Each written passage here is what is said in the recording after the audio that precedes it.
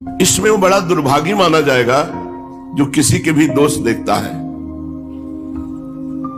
कोई कुछ कर रहा है, आप उसे गलत मान रहे हैं, तो आप निर्णायक हैं क्या? आपको सृष्टि की सेवाएं दी गई क्या कि सबके दोष देखो?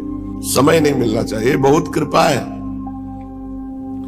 अन्य की चर्चा और अन्य से संबंध है नहीं आप लोगों का, बड़ी कृपा है।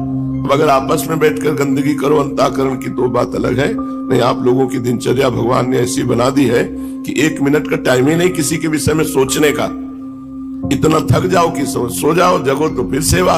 इतनी सेवा है कि अपने पास समय नहीं। ऐसा ही जीवन होना चाहिए। पूज्य पंडित दया प्रसाद जी की वाणी में पीछे कि आपकी दिनचर्या इतनी बिजी होनी चाहिए कि 1 मिनट भी खाली नहीं होना चाहिए। तो जो ऐसे घूमते रहते हैं वो एक दूसरे की निंदा करते हैं, एक दूसरे के दोष दर्शन करते हैं, दुर्भागी है।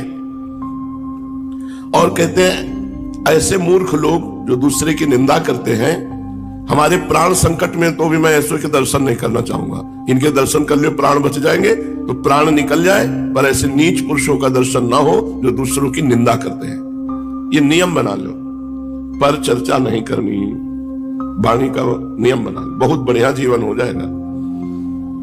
हमारे सदगुरुदेव भगवान का नियम है, पर चर्चा नहीं करते। कभी कुछ धीरे से बोल दे तो बोल दे, नहीं तो मौन। पर चर्चा का ज्ञान हमको गुरु जी से ही हुआ।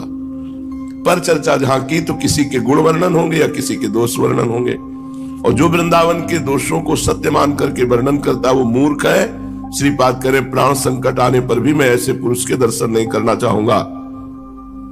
किसी भी विषय में क्यों ना हो, वो उपहासास्पद बन जाएंगे जो दूसरों के दोष दर्शन करेंगे। एक दिन परिक्रमा लगा रहे थे तो एक संत ने कहा वृंदावन की महिमा का एक गुण है कि यदि आपने किसी के दोष देखे कि वो अमुक गलत है तो वही आचरण आपके अंदर आ जाएगा।